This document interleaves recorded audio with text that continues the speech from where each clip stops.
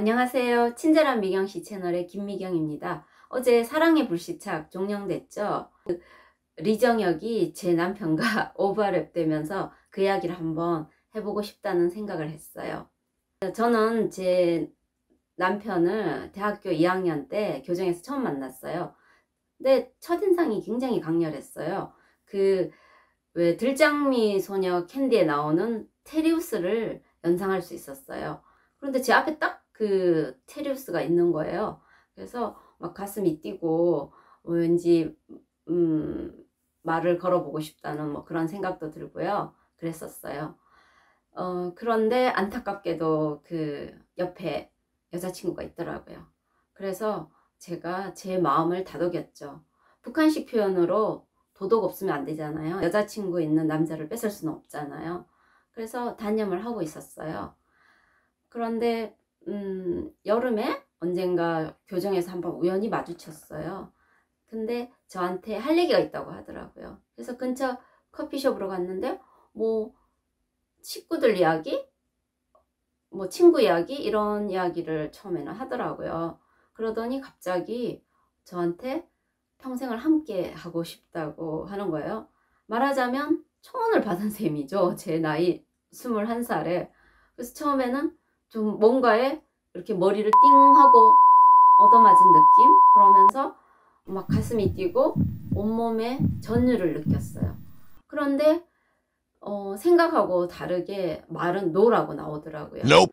왜냐하면 여자친구랑 헤어졌다는 이야기는 들었지만 그게 마치 저 때문인 것 같은 죄책감이 들고, 그리고 또 너무 어린 나이에 뭐 데이트하자, 뭐 사귀어보자 이런 것도 아니고 결혼을 하자라고 청혼을 받았으니까 굉장히 혼란스러웠어요. 그래서 처음에는 거절을 했죠. 그런데 남자친구는 굉장히 집요했어요. 제가 그 당시에 학보사 기자를 했기 때문에 밤늦게까지 일하는 경우가 많았는데 그 학보사가 있는 건물에 무작정 그냥 기다리는 거예요. 그렇게 일주일이 지나니까 저도 제 자신을 속일 수가 없더라고요. 그래서 같이 사귀고 뭐 결혼하기로 약속을 하고 그때부터 함께 해서 지금 36년째 이렇게 결혼 생활을 하고 있습니다. 그렇게 사귀기 시작하고 몇 개월 후에 제가 많이 아팠고 그 부모님들의 차가운 눈총에도 불구하고 남자친구가 찾아왔어요. 그리고 제 손을 잡아줬죠. 그런데 그 전에도 집에 아예 못 오게 하니까 그 대문 밑으로 편지를 쓰고 저를 위한 시를 쓰고 제가 기억나는 시가 뭐 임의 병상이라는 뭐 그런 시도 있었어요. 그렇게 밀어놓고 가곤 했었어요. 그 첫눈에 반한 혁명적인 외모도 시간이 지나 주름이 생기고 뱃살이 나오면 평범한 외모가 되고, 그 멋있어 보이는 결단력도 아집으로 보이고, 또 느긋해서 좋아 보이는 성격도 게으름으로 보이고, 또 그 종알거리는 수다가 그 잔소리로 들리는 게 바로 결혼 생활인 거죠. 그리고 아무래도 같이 생활하는 시간이 많다 보니까 사소한 문제로 다투기가 쉽죠. 저 같은 경우에 어린 나이에 남편이 결혼을 허락해달라고 부모님께 조르니까 당연히 양가 부모님께서는 반대를 하셨고, 그 허락을 얻기 위해서 우선 혼인신고부터 하자라고 저한테 제안을 했을 때 그 결단력과 추진력이 너무 멋있어 보이는 거예요. 그래서 흔쾌히 제가 동의를 했고 어쨌든 23살 나이에 결혼을 하게 됐어요. 부모가 돼서 생각하니까 참 철이 없었고 불효했다는 생각이 들어서 이 자리를 빌어서 죄송하다는 말씀을 드리고 싶네요. 결혼하고 나서 이런 결단력이 단점으로 보이는 때가 있어서 신혼 때 좀 자주 다투었어요. 그리고 다투면서 제가 터득한 것이 그런 다툼 자체가 중요한 게 아니라 그런 갈등의 회복 성패가 중요하다는 거죠. 그리고 그럴 때 제가 저만 쓰는 어떤 비법이 있어요. 환상의 그대라는, 제가 그렇게 이름을 붙였어요. 뭐 간단해요. 그냥 처음 남편을 만났을 때 그 느낌을 회상하는 거죠. 그리고 그 여러 가지 다른 좋은 기억들을 떠올려 보는 거예요. 저한테는 비장의 무기가 몇 개 있어요.